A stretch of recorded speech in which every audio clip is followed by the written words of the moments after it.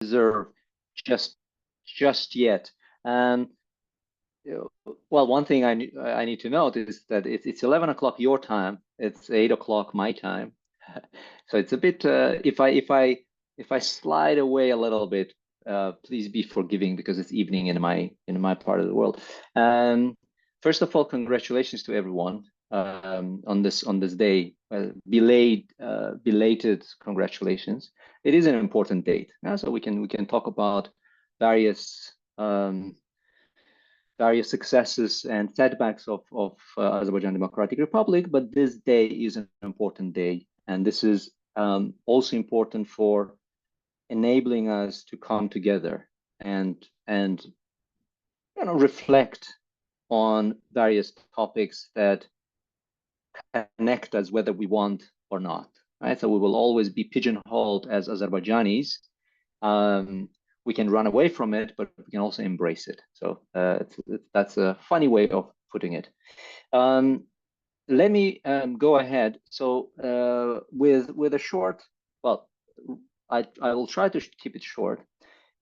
I'll present some reflections, notes about ADER and parallels with the current challenges, and I will try to raise some points for discussion. So let me first present, and then we can follow up with questions and discussion. And I would like to ask you to make sure that the discussion isn't such that I'm in the center, right? So I'm just part of the community, right? So it would be much more productive if we all talk with each other. Yeah, so my point, as I see here, is to raise some points to sort of kick off the discussion. Okay, so let me share my screen first. And okay, is everyone good now? Can we start? Okay, very good. So, charting Azerbaijan's future, lessons from ADER and emerging challenges. So, a quick roadmap. First, I want to touch upon a little bit about ADER's aspirations, achievements, and setbacks. Then I'll briefly talk about ADER in relation to modern Azerbaijan, but I want to devote significant amount of time to economic, environmental, and political challenges that modern-day Republic of Azerbaijan is facing. And in doing so, we are sort of looking back at the aspirations, if not dreams, of the founding fathers of ADER. And finally, I will touch upon briefly about the role of high-skilled Western-educated diaspora, such as yourselves. So, first, what were the key aspirations of ADER founders? I am pretty sure that all of you are aware, know quite a bit about ADER, its history, its context, and so on. For me, the key aspirations of founders were first and foremost national sovereignty. Now, this needs to be understood in the context of the time. One thing you might want to remember is that some of the key figures were actually initially socialists. Rasulzadeh, for example, was a socialist in the beginning, and he kept the socialist views, but very early on, in early 20th century, he understood that socialism without national inequalities is not realistic, meaning even if socialism is achieved, there will always be national ethnic inequalities that are persisting.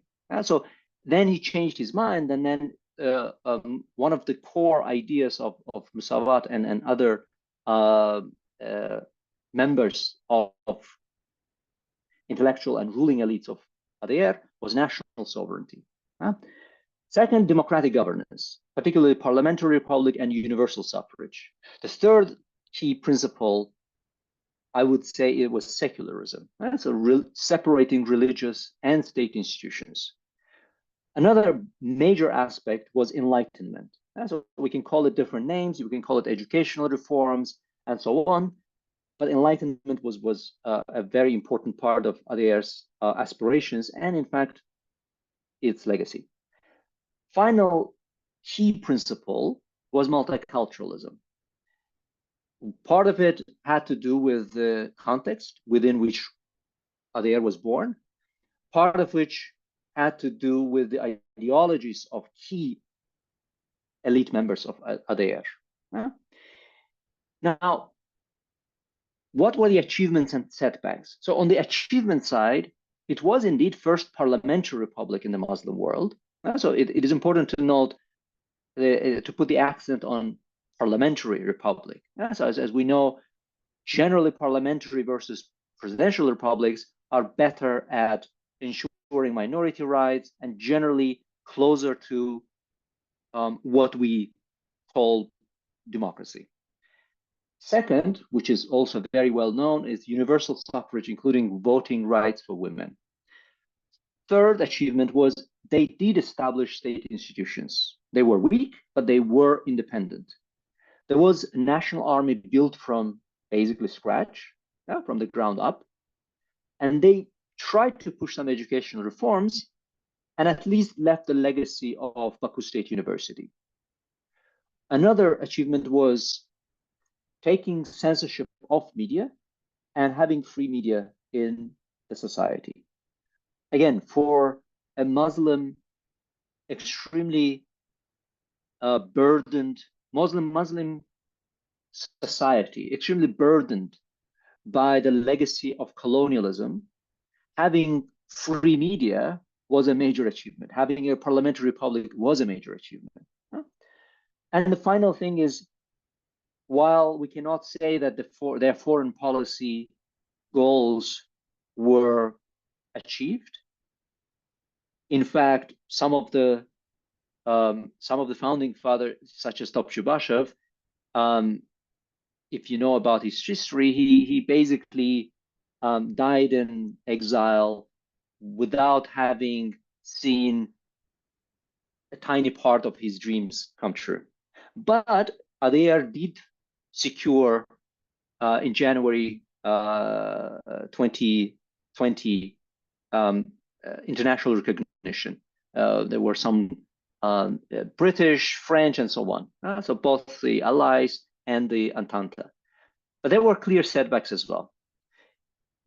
One, weak state institutions. Second, very weak military. Third, which will come back because it's one of the threads that continues, it's weak human capital. Basically, ADR had major problems filling the state institutions with qualified personnel, qualified people with high enough integrity. Then there was major internal splits. So thinking about ADR as sort of as a coherent, or its government as a one coherent unitary system is not realistic. It's not historically accurate. There were major internal splits. In fact, there were 5 cabinet changes, not counting sort of intermediate changes within cabinets. In the course of 23 months, 5 cabinet changes is quite a lot. But we need to understand this against the tough geopolitical environment that they were facing. Extremely dynamic. I will give you I will refresh your memory rather with a couple of visuals, and of course major territorial disputes. Right. So all throughout its borders, it had major territorial disputes. Now, to give you a general idea, if you look at this map, so this is a map where the location of different controlling groups is shown. So if you look at the bottom right, bottom left corner, you see territory effectively controlled by, and then there are Entente and pro-Entente forces, Turks and pro-Turkish forces, Germans and pro-German forces, yellow, Soviet and pro-Soviet forces, in rose, in pink color, and no neutral or no effective control. So now you can see in the top right corner, you see Azerbaijan, right? And then now look around, inside and around Azerbaijan, how many different forces, different political forces, and different military forces were active. And if you look at the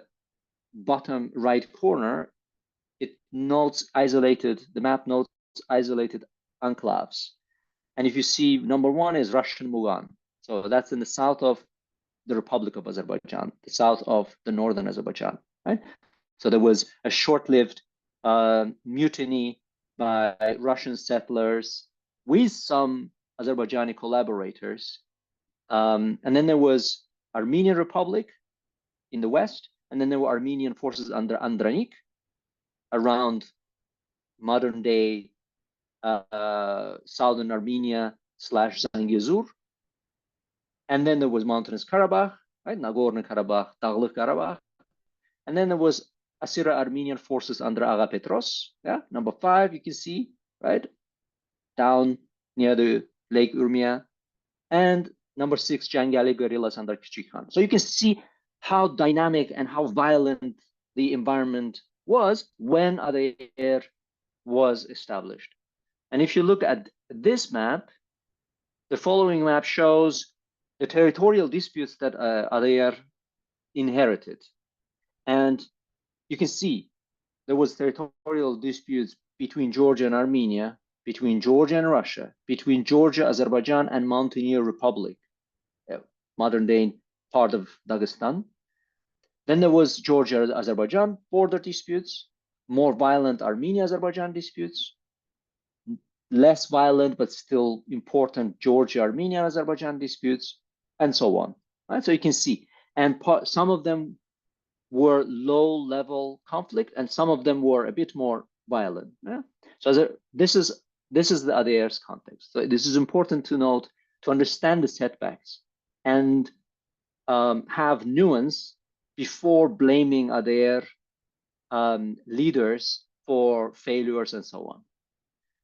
Now, to look at briefly at Adair and versus modern Azerbaijan's context. So there are some similarities that persist. One is both units, both countries have hostile geopolitical environment. And so we right now it's relatively stable, relatively non-volatile, but it is still hostile, right? So the only proven strategic ally is Turkey, right? This is obvious. And for now, Georgia. With the rest, including Caspian Sea, where we had issues with Turkmenistan, where there were issues with Iran in delimiting the Caspian Sea. So this is a hostile geopolitical environment. Second, struggle for sovereignty and territorial integrity. So this was more the case during Adair than now, but still both of those issues persisted then and are they pose threats now as well. Alliance with Turkey was there and is now, and there is still dire need in high-skilled human capital. This is something, again, that comes back again and again. And at subtle level, there were then and are now entrenched cultural prejudices. There is Orientalism outside of Azerbaijan, against Azerbaijan, but there's also auto-Orientalism. Right? So this is internalized Orientalism of at least some group of Azerbaijanis, if not many Azerbaijanis. Those are internalized views regarding yourself and your culture, regarding your culture as backward, exotic, irrational, emotional, mysterious. Now, when it comes to differences, modern Azerbaijan is stable, yet extremely centralized state, unlike Adair. Adair had unstable, yet democratic governance.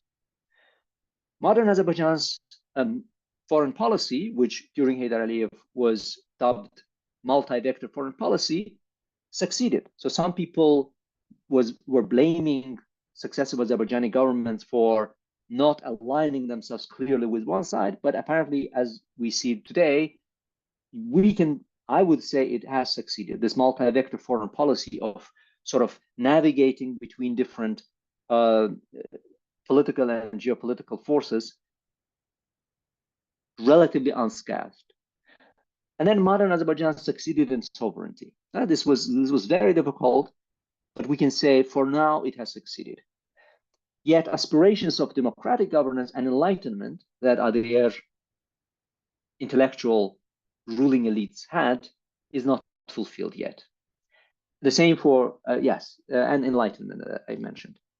Now, generally in the last, since regaining its independence, there have been some positive developments that cannot remain unmentioned. So one, you can see that over time, life expectancy at birth has sort of very slightly improved.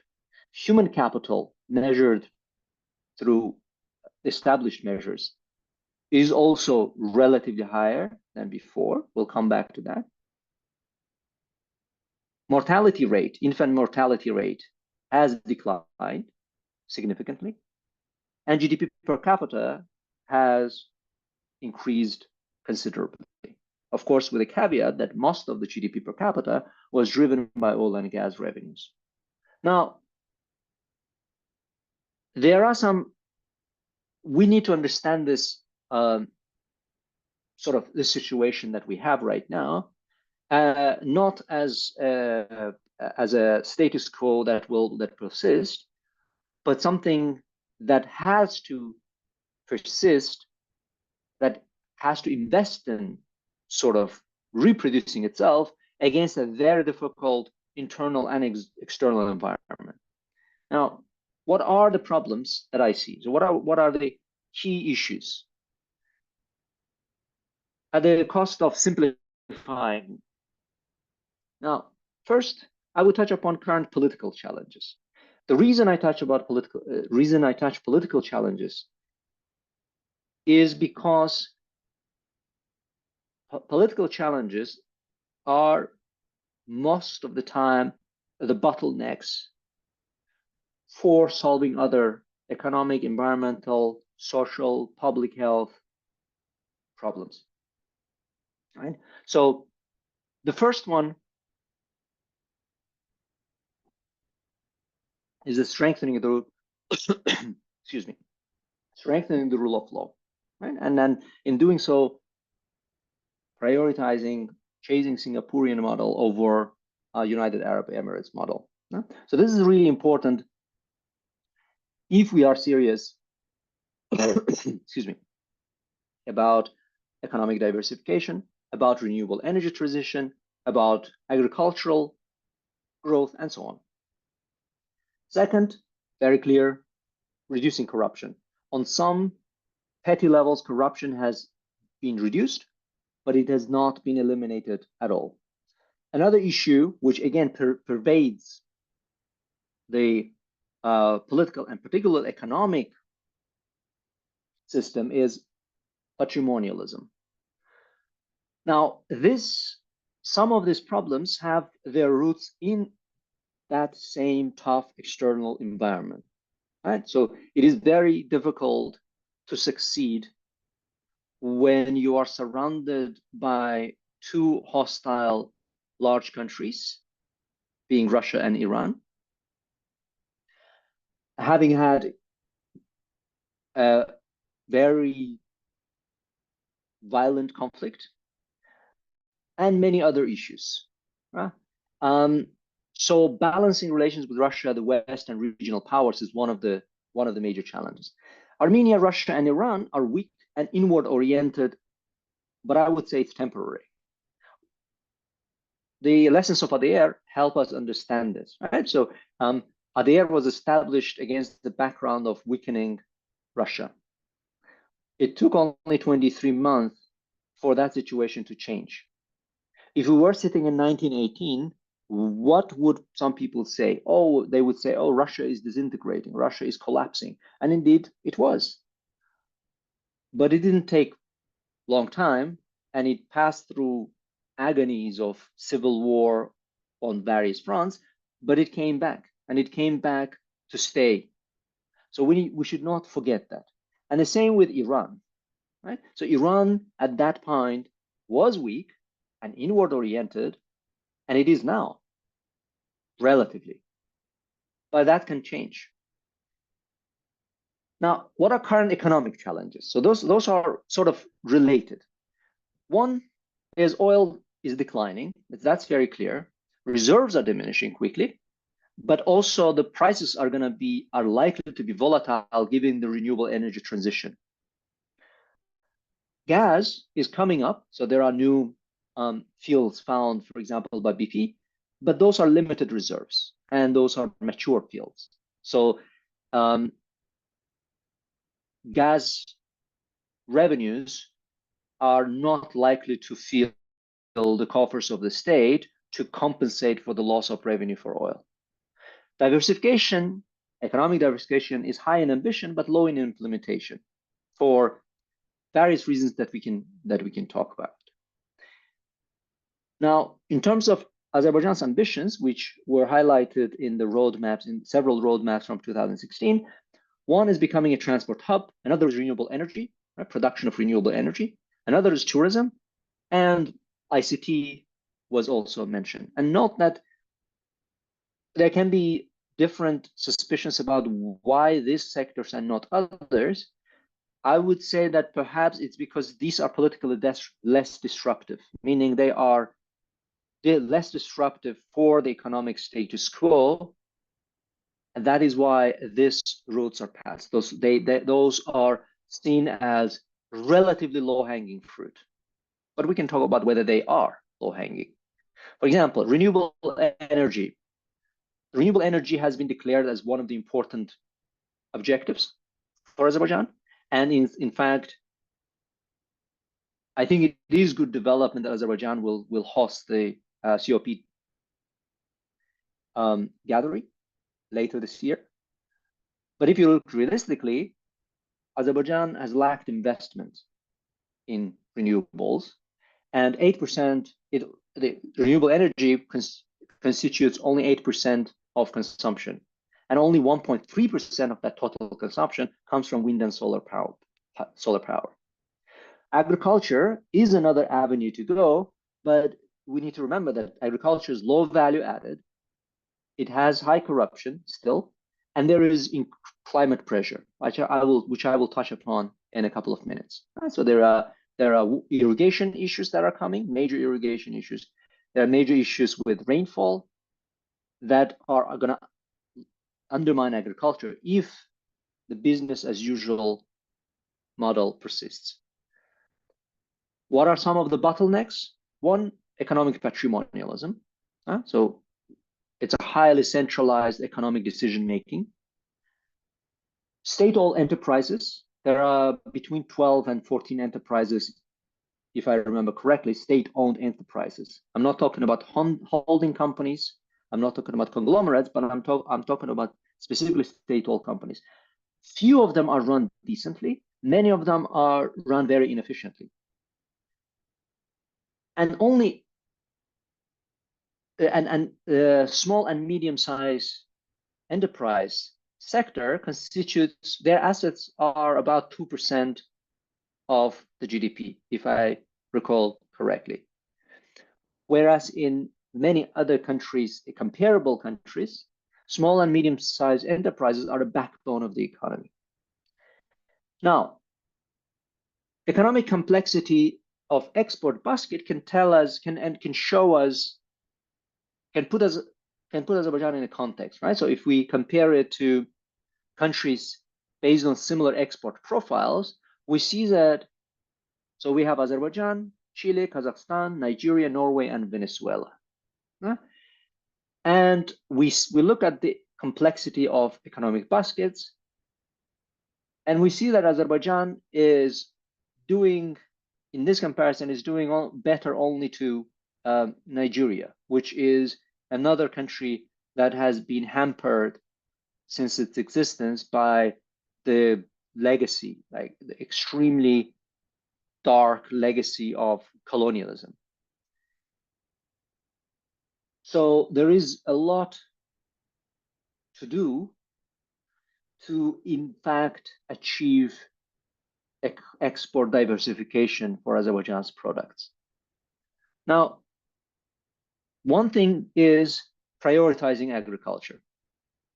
So despite the problems that exist, one way of thinking is, look, the room for diversifying economically is closing fast because climate change is coming. Renewable energy production is difficult. Tourism is not such a big source of revenue, especially for if you compare Azerbaijan to Georgia or other countries. Azerbaijan has lost the prime mover advantage, right? So it started late, it started with higher prices, and it's very difficult to start when you don't have the prime mover advantage, if you don't have the infrastructure, if you don't have cheap enough prices for tourists to come. Resolving the Dağlık-Karabakh problem is a major boost in that regard to enable tourism, right?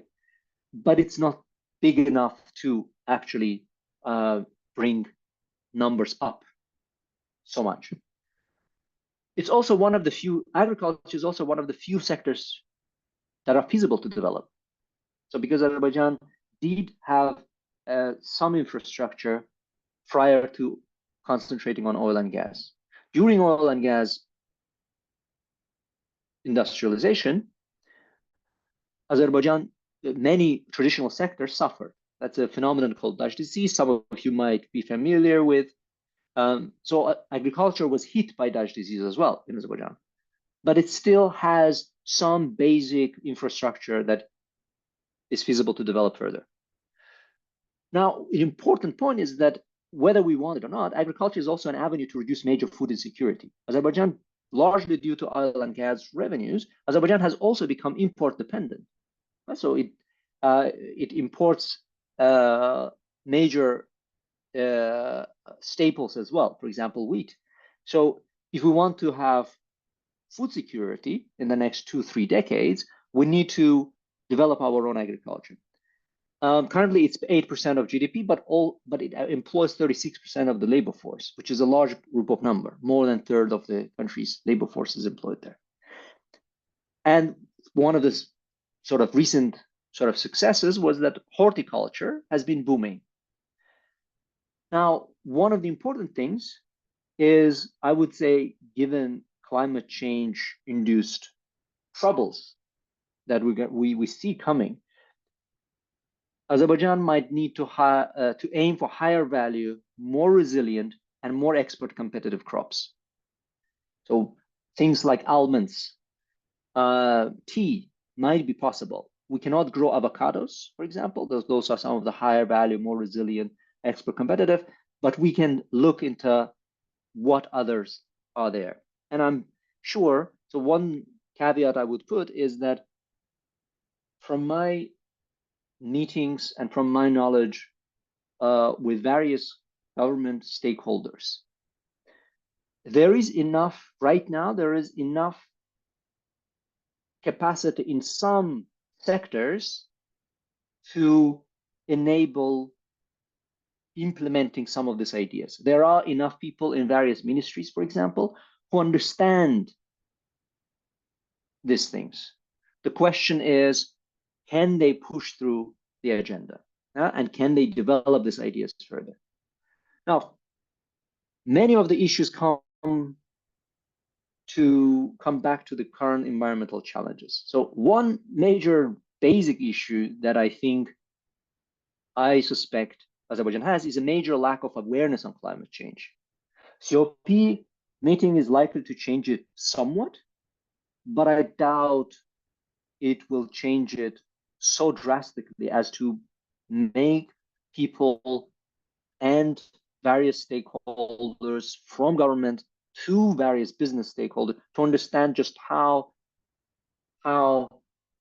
big the climate change can be in Azerbaijan. Azerbaijan, luckily, is in the middle category of being exposed to climate change. But the problem is its capacity to adapt, its capacity to mitigate is I think that train has already gone, right? It's very difficult to mitigate. The capacity to adapt is not so strong yet. The climate change will likely have major negative impact on agriculture and through that on food security. There are already signs that I will show in several maps. Water scarcity, particularly fresh water,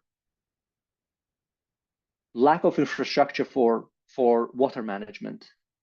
Climate change will also limit energy independence. And rising temperatures and extreme weather events will have a strong impact on, for example, labor productivity, right, across all sectors, and will increase various crises that need to be tackled, and public resources will have to be spent on that. Now, a couple of maps to suggest some ideas, right? So if you see, for example, at this map, it's a mud flow and landslide high-risk zones in the South Caucasus. You can see that Azerbaijan's northeast has both mud flow and landslide high-risk zones. And similarly, we have these same issues, especially landslides in Dağlık Karabakh, and in lower parts of Karabakh, we have mud flow risks, and we have major mud flow and landslide issues in Nakhchivan. Another problem is floods and avalanches. So luckily, avalanches may not be so present in Azerbaijan compared to Georgia, right? Because we don't have such high mountain ranges, but we do have it in some part of the country. But we do have major flood issues in several areas. You can see it along the western Caspian coast and along the lower part of the Kura River. So those are some of the important points that we need to pay attention to. Now, to look at the issue of potential impact of climate change in the South Caucasus holistically, again, there are some not very pleasing news. One is flash floods, we mentioned already, potential inundation area due to sea level rise that you can see along the Caspian coast. But there's also water depletion issues in the mid-north. Now, there's also major land degradation and desertification issues. If you look west from Absheron Peninsula, we don't have glacier problem, but we do have another major risk, and that needs to be very seriously considered, and that is spread of malaria. So you can see spread of malaria if you look at the lower part, right, where Araz and Kür intersection is. You can see there is a high risk of malaria there, but there's also high risk of malaria in Sunik province in Armenia, where Megri is, you can see there. And there's also high risk in the region of Georgia that is bordering Azerbaijan. So malaria risk should not be considered lightly. This is extremely important risk for economic and social development. Another last slide, I would say, on this is, if you look at the effect of climate change on crop yields in the 2040s in the South Caucasus. So if you focus only on Azerbaijan and you look at the zone in orange that was considered for this study. This is an agricultural region that was studied. And if you look at the bottom part, you can see that there are expected, under any scenario, whether it's a base scenario, low impact scenario, medium impact scenario, or high impact scenario, wheat, all crops from wheat, corn, potato, right? Grape, we can expect their production to be significantly reduced due to the problems that we just described. And if you look at the index of vulnerability to climate change, you can see that Azerbaijan, although its exposure to climate change and sensitivity to climate change is not the highest, right? So if you compare it to, for example, Tajikistan, Albania, Kyrgyzstan, Armenia, Turkey, it is less sensitive. And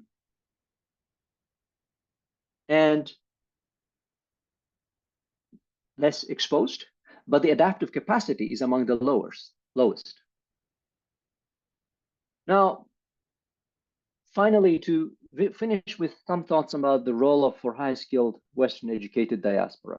Yeah? So one caveat that I would put, one caveat is that the role of the high-skilled Western educated will depend on one's context, motives, resources, constraints.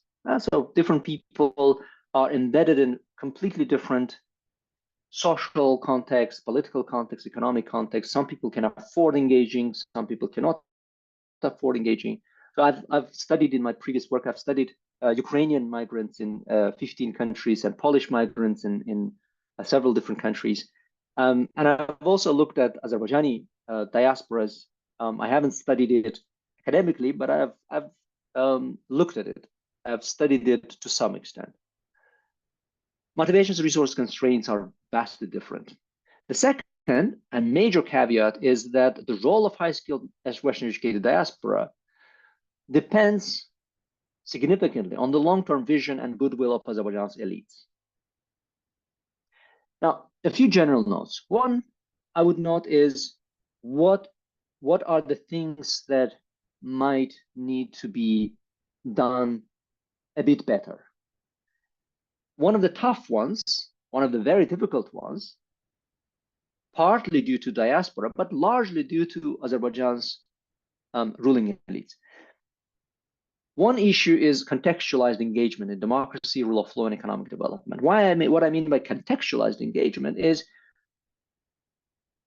there are a usual way of promoting democracy, rule of law is to say, hey, look, Norway does this. Why don't you do the same? Oh, hey, I live in this country. Look how beautiful it is. They have this, right? And cite a number of institutions that are working well and so on. People go to vote and institutions change and say, oh, why Azerbaijan doesn't do the same? This engagement, the motives are understandable, maybe understandable sometimes, at least, but most of the time they're not contextualized, right? So serious people in Azerbaijan's government and other stakeholders, what I mean serious people with high enough integrity, right? These people look at such advice and say, and shrug their shoulders for a good reason and say, tell me something new. Tell me something that I do not know. What they mean is, so these models might be working in A, B, C countries, but they're not working here, sometimes for a good reason, often for bad reasons, right, that we are very aware of, right? Clientelistic networks, corruption, and so on. But sometimes you need to understand deeper structures. Okay, so contextualized engagement. What is also possible, but not so feasible to do, is trans-cleavage diaspora network. So reaching out. So my experience with diasporas of different nations in different countries is that most of the time, the diaspora groups are, except relatively younger generations, are reproducing similar cleavages, similar sort of divisions as in the home country. So trans-cleavage diaspora networks have the capacity to sort of influence positively their country a bit better. A bit more feasible thing is a trans-organizational network mapping and action. I can sort of elaborate on this. I'm putting it in general terms. I can elaborate on this if needed. And four, and very important, is amplifying urgency and drive action on climate change. Now, one particular area where I think the high-skilled diaspora can be helpful is strengthening human capital. One is investing in and mentoring local startups and businesses. So the business climate in Azerbaijan is less than optimal, but sometimes local startups and businesses, most of the time, they face problems with entry to the market, right? Although there have been some positive reforms to that end, but many of them have major human capital issues. They have low know-how, right? They do not have enough people with good enough knowledge. Another is remitting, similar idea is remitting innovative practice in technology, healthcare, and education through maybe joint research projects, curriculum development, and guest lectures. And fostering educational cultural exchange schemes. So many of you, if not all of you, have perhaps benefited from some of those educational cultural exchange schemes in the past and know the value of it, right? So this is not earth-shattering experience, but it does help.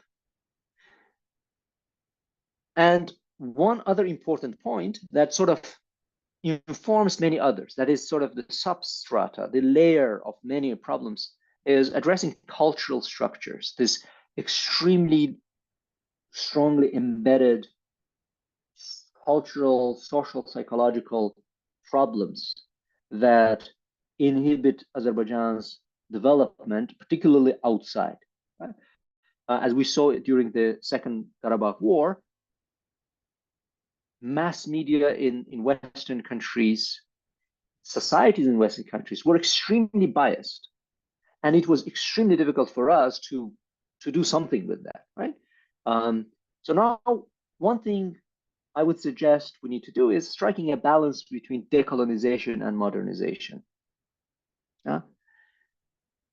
So we need to decolonize deeply, quite deeply in our minds, but we also need elements of modernization, right? Another issue is studying Orientalism, to tackle it while promoting cultural modernization. So we see Orientalism and auto-Orientalism outside and inside Azerbaijan, but sort of shedding away this sort of the cult of the white man template, for example, does not mean that we cannot and should not benefit from certain elements in cultural modernization. And one note I would make is that current decolonization, also beware of jumping on the bandwagon of decolonization, right? So one thing, for example, is missing it. It can learn a lot from previous waves. For example, I see decolonization literature and discussions. Most of the time, they miss works from the 1970s, right?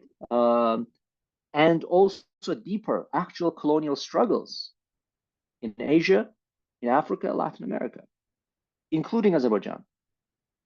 And finally, one simple note I would say is like sometimes maybe living a wholesome, fulfilling life is a form of cultural ambassadorship. So if you live a wholesome, fulfilling life yourself, you might be already a good cultural ambassador, if you so wish. I stop here. I took more time than I expected, but I think that the usual caveat that always works in such presentations that always sort of happens. Thank you, and I'm looking forward to a discussion. I'll stop sharing now, and I hope Nazreen can moderate. Please, Nazreen. Thank you so much. That was an incredibly fascinating discussion. We moved through 100 years of history as well as looking into the future within the span of 45 minutes. We do have quite a lot of questions from both from the registration process as well as the Q&A here, and as well as a few of our own. I'll actually hand it over to Zulfiya so she can get started on moderating some of the questions. Thank you again so much for this amazing presentation. Yeah, we had a lot of questions. Hopefully we'll have time to answer most of them. So one of the first ones was about the capital, Baku, and about how it's like developed beyond any other region in the country and that it is overpopulated. So the question was that what could be done in the next steps in distributing opportunities evenly, and so that we can encourage development in like all the regions steadily. And I think this might also be going back to when you touched upon the topic agriculture. Yeah, so what can we do next to make sure that all of our regions are developing?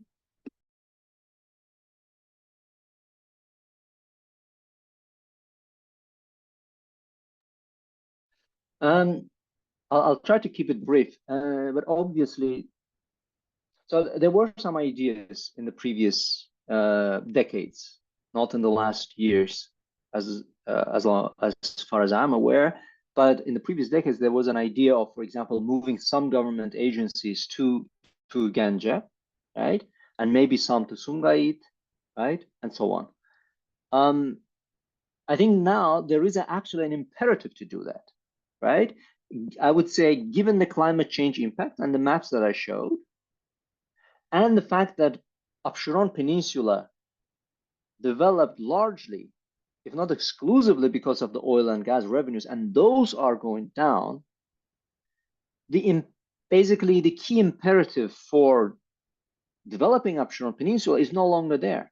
In fact, the imperatives are pushing towards the different regions. And there, of course, it's more difficult to do than to say this. But considering what government agencies can realistically be moved to Ganja, right, given the distance. For example, one of the issues, some maybe to Sumgait, right? Some maybe to Shaki, some maybe to Lankaran, right? And some maybe to Shusha, right, or Khankandi.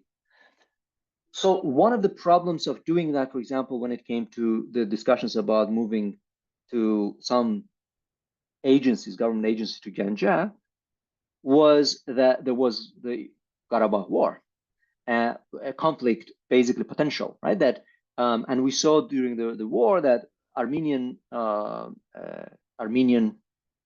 missiles could easily reach Ganja when they need it. Now that risk is much lower and hopefully will stay lower, then that issue is taken care of, right? So then it becomes more feasible to actually do that.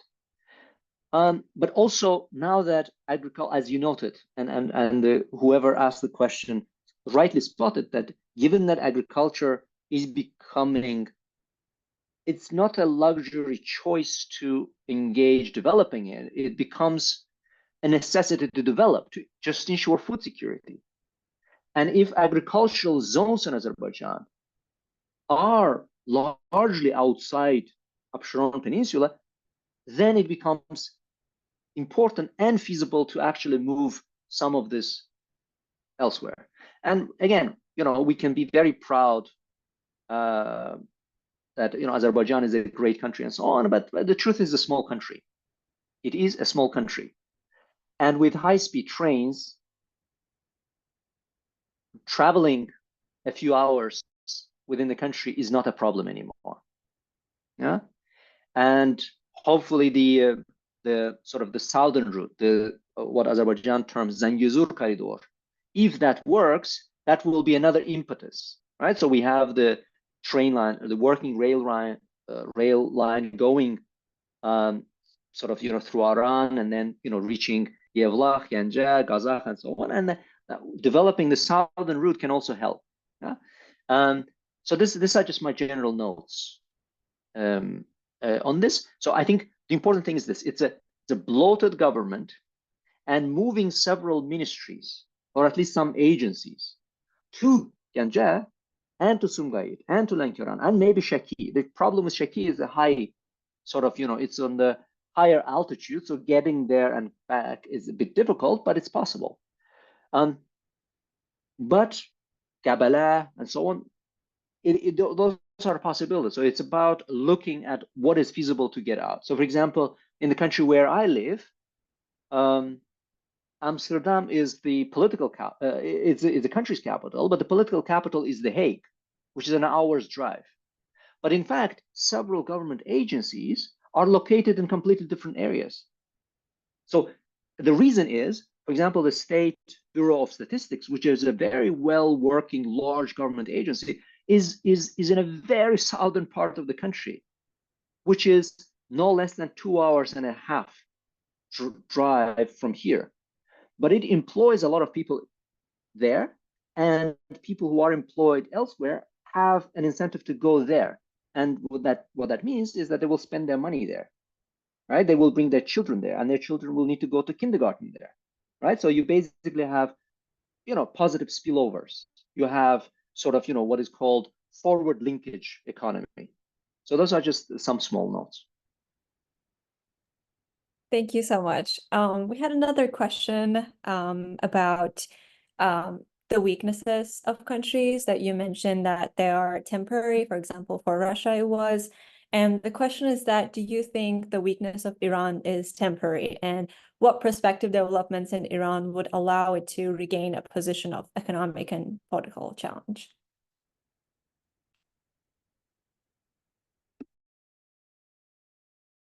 I think you are muted. I think the problem with dynamic, extremely multi-actor systems is that they're hard to predict.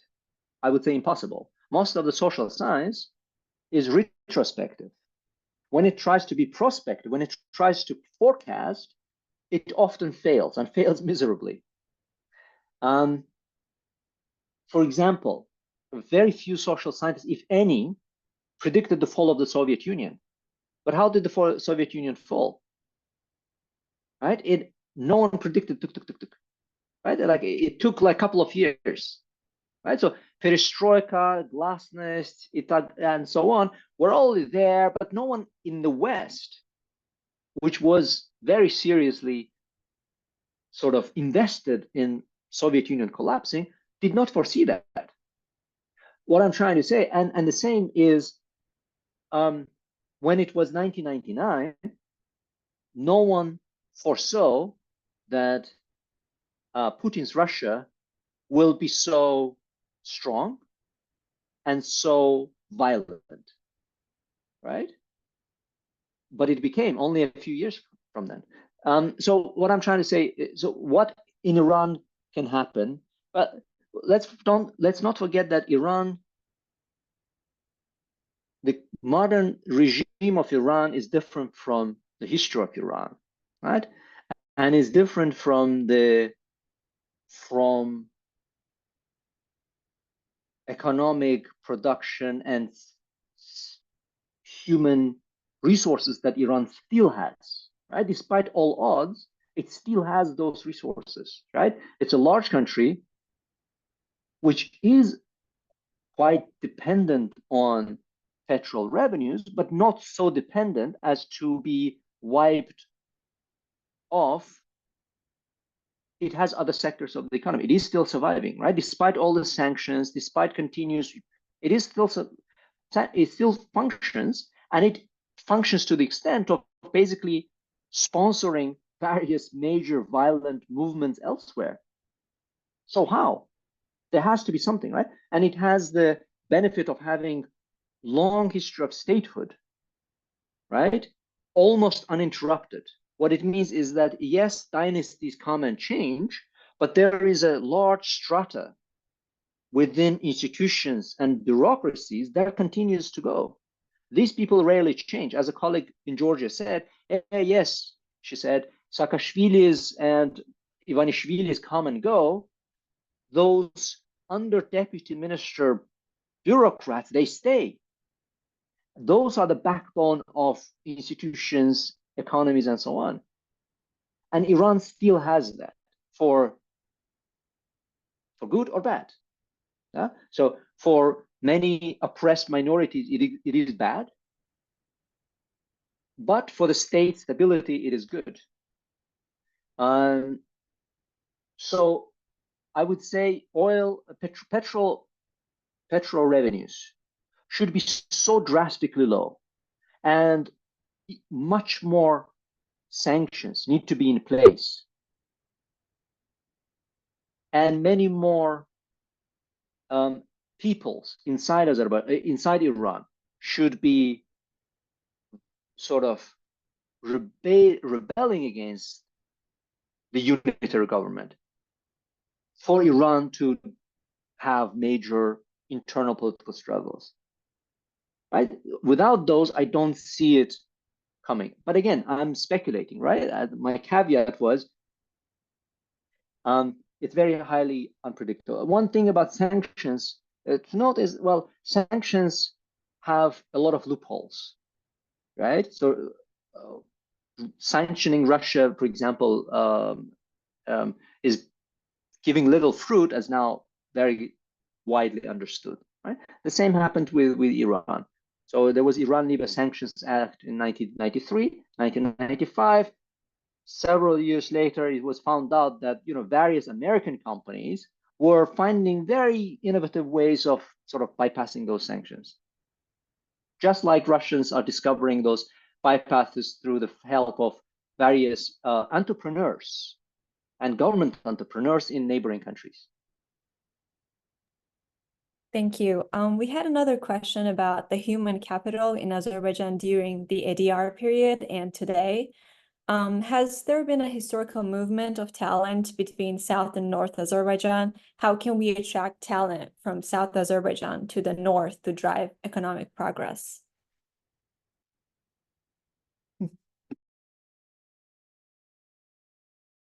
I think we can't hear you. Yeah, that's a tricky one. Why? Because, in fact, I remember, and that shows that I'm a little bit older than many of you. In fact, there was a movement from the northern Iran, in other terms, South Azerbaijan, to the Republic of Azerbaijan in 1990s. And many of them were ethnic Azerbaijanis who were they were intellectuals, often, not always. They were also entrepreneurs. The major problem with some of them, there were several problems, not with these people, but Iran saw them as a threat. So what happened is Iran, which had an embassy, which is funny, Iran's embassy in Baku was a relatively small place, but apparently it had a staff of, in 1990s, it had a staff of 200 people. And I was wondering how a small embassy like this can host 200 people. The answer was that many of them were sort of basically attached intelligence officers, because the population of ethnic Azerbaijanis who in Iran's government's view could cause trouble, these people were present in large numbers in Baku. But only a few of them stayed, because at least at that time, Azerbaijan's government could not accommodate could not accommodate them, right? It accommodated some of them, but not many. Second is some of these people also did not stay long because they looked at the Republic of Azerbaijan as a springboard to go elsewhere, right? So they ended up in Western Europe, particularly in asylum-friendly countries, from Scandinavia to other parts of Western Europe. Now the situation might have changed, but we should not forget this sort of, at least those two issues. Yes, for example, you can invite them, but how many are actually likely to come if they can? So why wouldn't they go to Turkey? Yeah. Why wouldn't they go to other developed countries? If they come to Azerbaijan, there needs to be a strong enough reason for them to come. Second, if they come, they need to come apolitical, right? They should not be, let's say, seen by Iran as a threat and then pushing Azerbaijan's government to sort of, of course, Azerbaijan's government can always say, no, thank you. But no. Thank you. I'm going to ask another question. So this one is about diaspora with capital and skill in investing and mentoring local startups and businesses. And the question is that given the prevalence of Georgia and the foreign agent law in current use, and the fact that this law does exist in Azerbaijan, how effectively and easily can Azerbaijanis abroad invest in SMEs?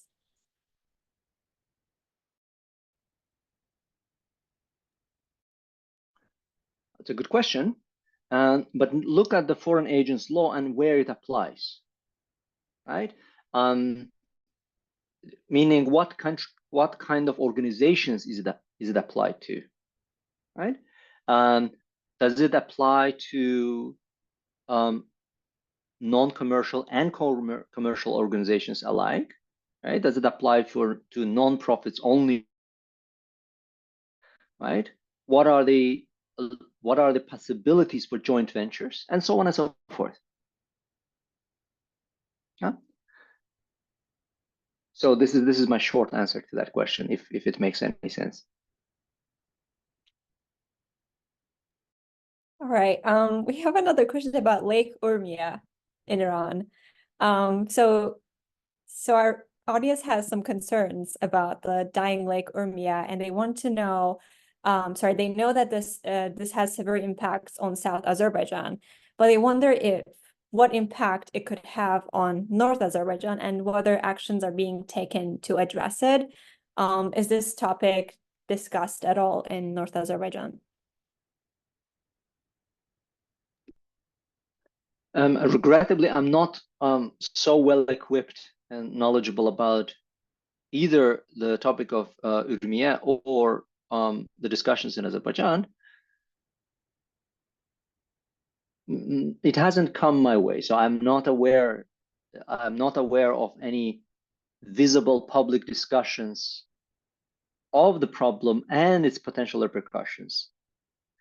One thing I would definitely say is, look, this is one of the things that I was trying to hint at, right? Given the shortage of time, climate change induced effects vary in their in their triggers, right? So, for example, in Bangladesh, you have around 25 million internal displaced people due to the climate change impacts, right? Largely, by the way, owing to industrialization by Western countries, largely. So you're talking about internally displaced people, but you're also talking about refugees, right? So if major problem, and Urmia is not a small lake, right? If there are significant numbers of refugees, where are they going to go?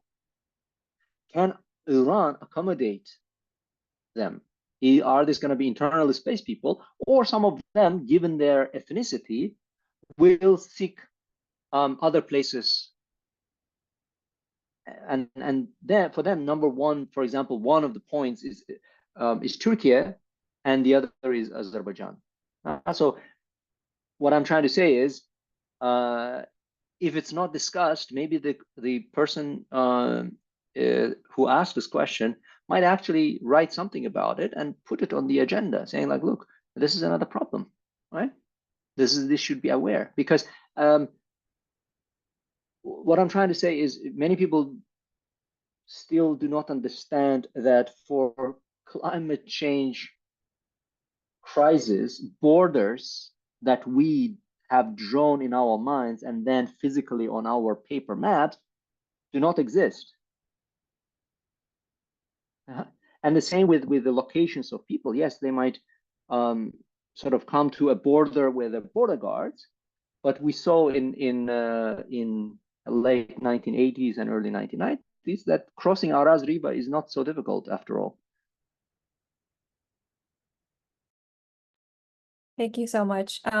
We'll have 10 more minutes of questions. If you have any more questions, put them in the Q&A, and we will continue with the questions that we already have. So we had a question about, although your focus on migrant networks focuses on the case of Poland, what can you say about Azerbaijan's diaspora?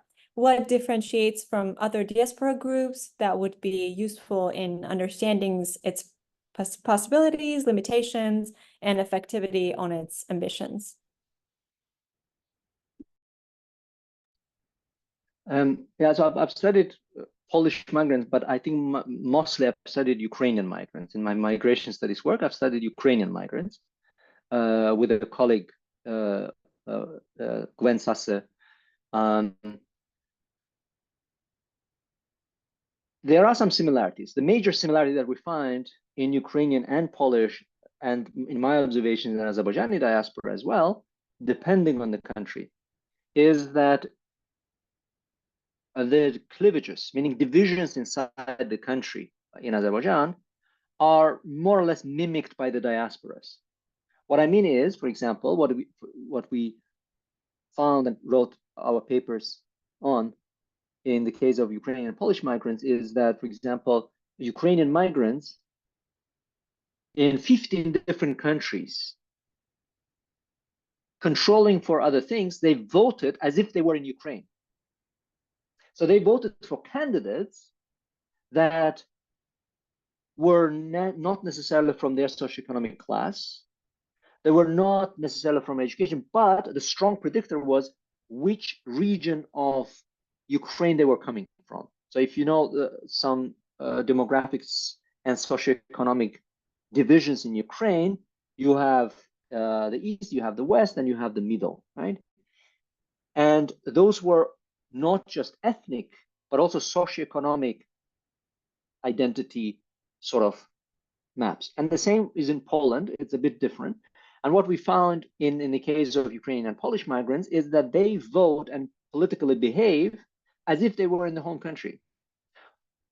What this finding tells is that thinking about migrants as this sort of amorphous group of people,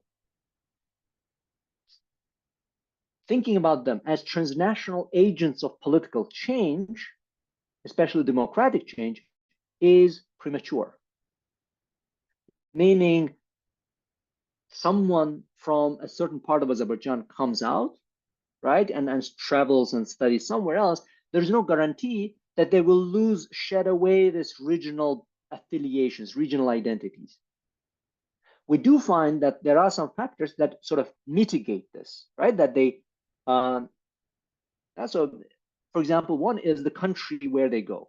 So diaspora, including high-skilled diaspora of Azerbaijanis in the United States, is very different from the diaspora and high-skilled diaspora in Russia or Ukraine, because you're talking about very different sort of people who started from very different starting points. Yeah? So, for example, in Azerbaijani diaspora in Russia, the regional divisions, regionalist cleavages, right?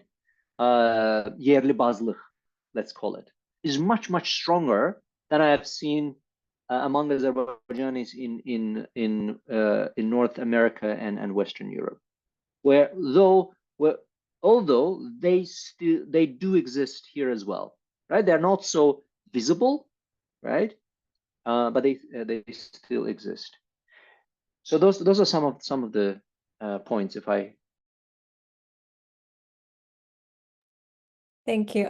We had a question about the obvious elephant in the room. It's about how do you see the future of Azerbaijan-Armenia and Turkey-Armenia relationship? Will working with Armenia be more realistic and constructive moving forward? How will all involved actors deal with endless cycles of territorial claims?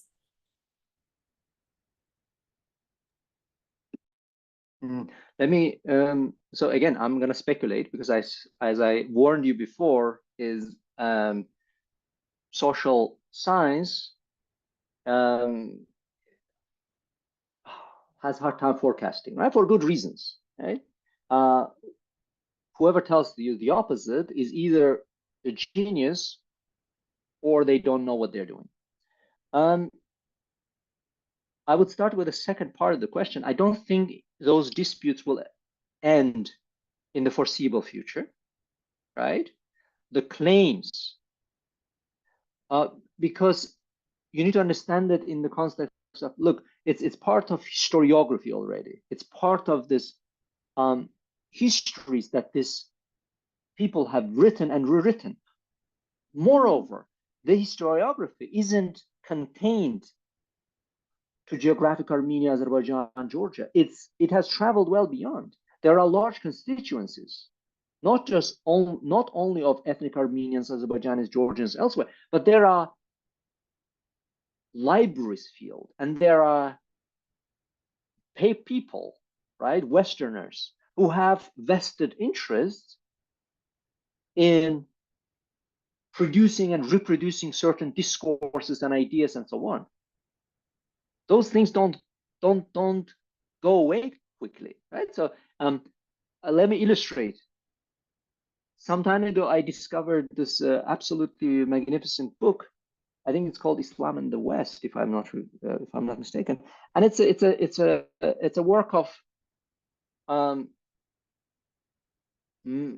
sort of masterful scholarship, right? It's boring at times for an ordinary sort of mind, for lay people, which I understand, but it's extremely meticulous. The point, if I can draw one point out of it, is that it shows how monastic discourses supported in Western Europe, supported by powerful political constituencies in those countries, how they rehashed initial prejudices about the Islamic people up until now. So that the thread that started from some monk writing how, Prophet Muhammad was, this and that, and, he had the many wives, so therefore he had like this, immense issues and so on.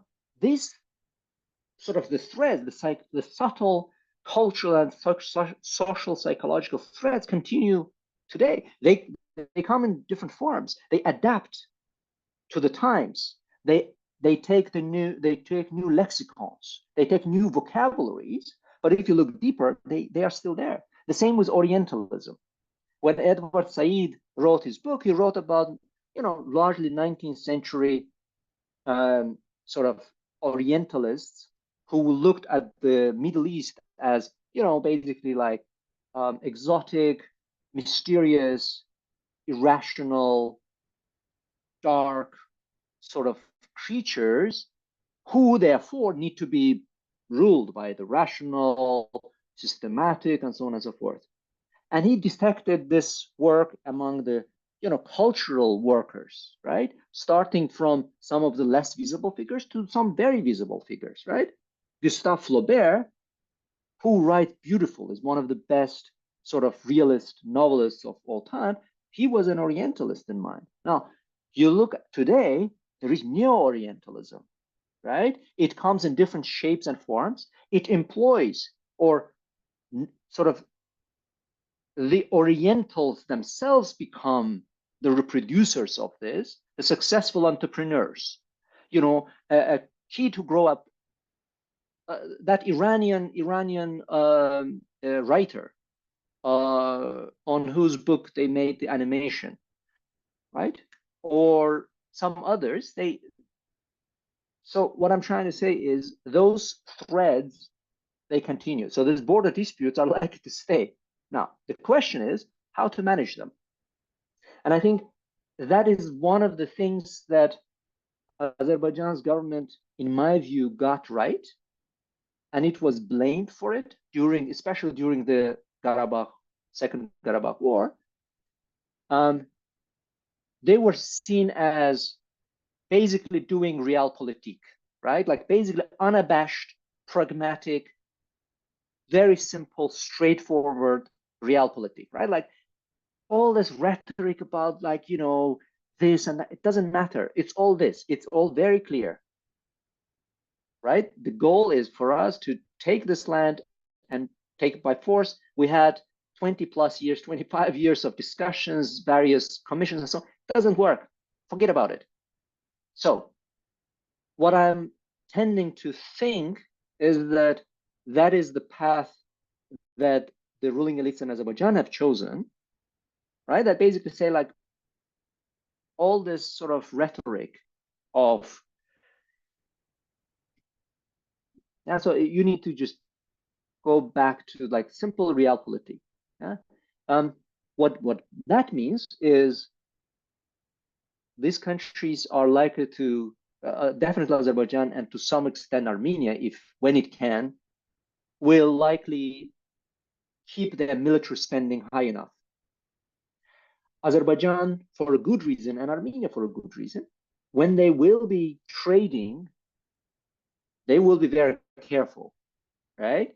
To trade in those things that cannot create a problem for you tomorrow, right? Enabling those opportunities that will not backfire tomorrow at yourself.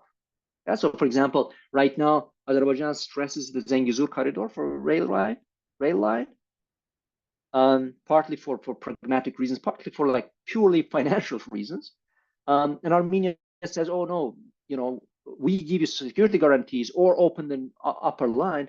Azerbaijani government, Azerbaijani elite saying, not really. So what I'm trying to say is this is sort of one of the small miniature cases in the longer term perspective to see how this game will be played.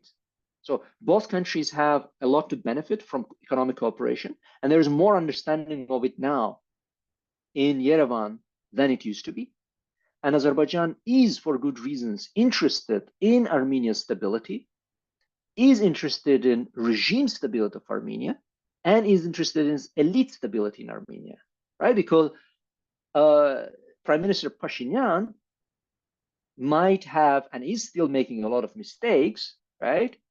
Sometimes he sort of says things he should not be saying according to Baku, but overall, his course is relatively more pragmatic given the circumstances. But again, as I said, this thing might be temporary, right? It's possible that he will be elected out of office. What's going to happen next, right? Which party is going to come back? If Russia regains large part of Ukraine and is back on its war machine, sort of, it's already a war machine economy. If it makes a comeback, what will that mean for what it calls near abroad, right? It already can make a comeback, very easy comeback, and it has shown that it can very easily come back to Georgia. What prevents it from claiming something more in Azerbaijan? What stops it from aligning, having better relations with Armenian government if Armenian government becomes more pro-Russian? So these things are relatively fluid, right? So what Azerbaijan can do is to basically fortify its defenses as much as possible. It's not building a Trumpian wall, but more in terms of what can be done politically, economically, socially, in order to sort of, sustain this sort of good momentum as much as possible. Thank you so much. We know that, we've taken a lot of your time already. We don't mean to exhaust you. If you have time, there's one more interesting question from the audience that we would like to ask. and then we can wrap up. So this question is regarding the rationale behind hosting events such as COP29 or major athletic events, given the nature of the government may not align well with the values that these events appear to represent. So perhaps it seems evident that countries in Azerbaijan's situation may not prioritize climate change as much. So could this be seen as a form of conspicuous consumption? And what is the prestige and benefit of hosting such major events? I think the question already has part of the answers. These are indeed, have been, right? Those events have been partly prestige driven, right? It is very clear, right? But we should not forget that they also have other sort of other sides. One side, which is good for government connected businesses, but not good for Azerbaijan's economy or society, is that these events create large opportunities for turning public funds into private assets. Okay, so government needs to build a stadium. Who is going to get the contract to build the stadium?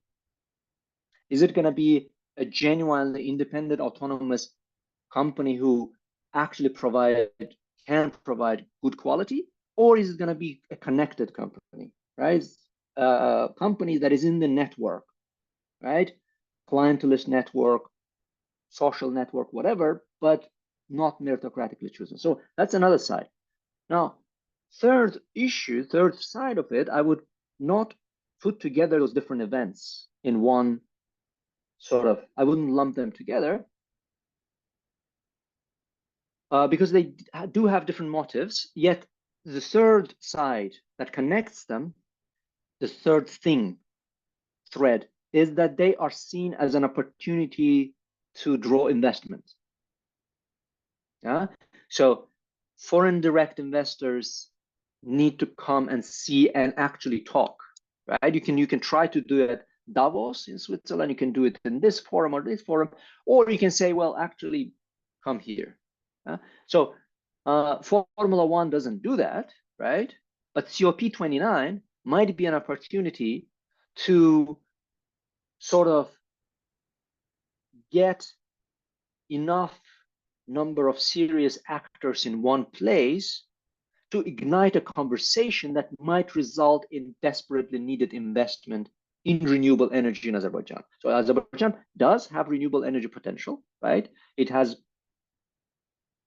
I wouldn't say it vast superior, but it is relatively, I would say it's significant enough. It has potential for solar, it has potential for wind, right? Not so much water.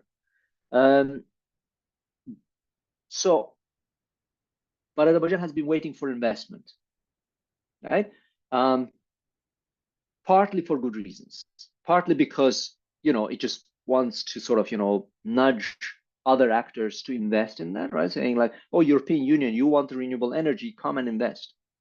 But partly because, look, the public, the money that Azerbaijan has in the state-owned fund, for example, looks big, but it's not that big to make the renewable energy transition.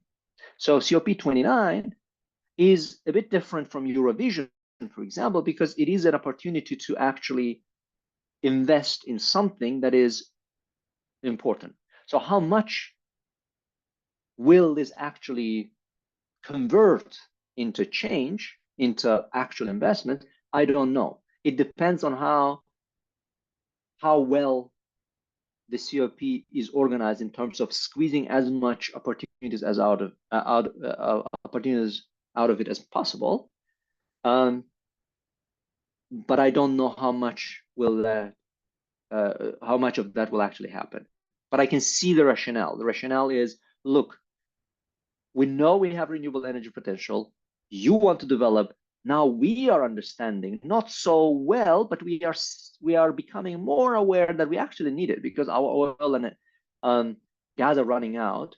So we actually do need the investment. But hey, can you invest it? Can you bring the money? Because for the EU Commissioner for Energy, Kadri Simpson, said we have made renewable energy as a key part. We've made renewable energy a key part of our cooperation with Azerbaijan. That's a statement, right? It's a big statement, which basically means, look, we are desperate for energy. For now, we are very happy that you have natural gas and you can supply us and oil. Please do as much as possible. But in future, we need other types of energy, whatever you can provide. Can you provide renewable energy? Azerbaijan says, yes, I can provide 20 gigawatts, right? And then energy, you know, energy people say, well, please, let's consider some investment. So this is an opportunity to sort of, you know, turn that event into a forum for discussing realistic investment opportunities. Wonderful. Thank you so much. Your insights are pragmatic and at the same time hopeful.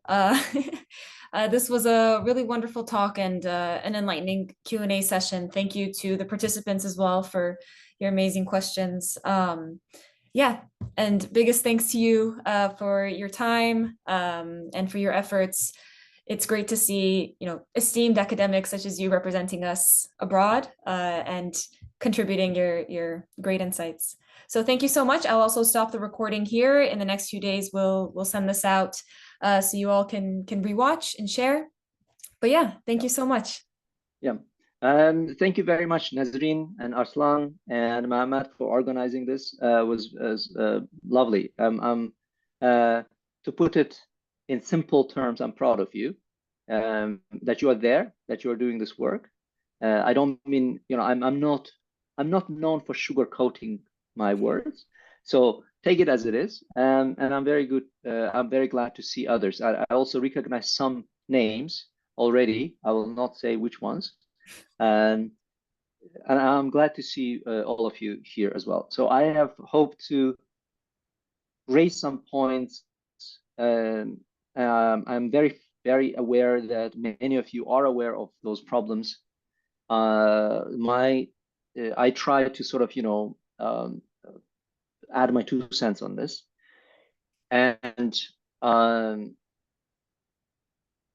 if we are serious about, let's put it this way, there's a look at it in not only altruistic terms, but also somewhat selfish terms, right? What I am concerned about increasingly, what I've been concerned about, and that's just like comes with age, is that when you go back to your homeland, hometown, home community, the more time passes, the less you recognize the place, right? And with the climate change, I am more and more concerned that that is going to be a bigger issue, right? And last point is, it is laudable to have compassion to every being. One thing to note, though, is that we are likely to always be pigeonholed, right? It's not the fate of Azerbaijanis only, but it's the fate of you know, living in a world where national identity precedes you, right? People put you in a box because your last name is such and such, right? So national identity precedes you, right? You're already pigeonholed even before you've started speaking. And that also means, for me, that marginalized communities and marginalized people in our country and in our part of the world will be even more marginalized, right? For no fault of their own. What I'm trying to say is they it is laudable to express and channel your compassion towards others, regardless of where they come from and so on. But in a system where nation states are defining features, I often don't understand when people channel a large part of that compassion to the home communities, home towns, home villages, home countries of their own, right? Because there is more affinity there, there's more spark. And I'm afraid that among the millions of people in our country, many will need more compassion given the challenges ahead. And we are among the lucky ones, resourceful ones, maybe, right? That we've managed to make it. And also somewhat lucky ones. The circumstances worked for us, right? Hard work also worked, probably, but also circumstances worked. So it is legitimate to take care of yourself, take care of your close ones and so on, and live a simple, fulfilling life. But if you feel going out and sort of sharing your compassion, that part of the world, that place will be needing more of that in the near future. So that's what I was trying to sort of hint at a little bit. Again, I'm going to end now. So thank you very much for organizing this. Thank you again. I hope everyone has a great rest of their day.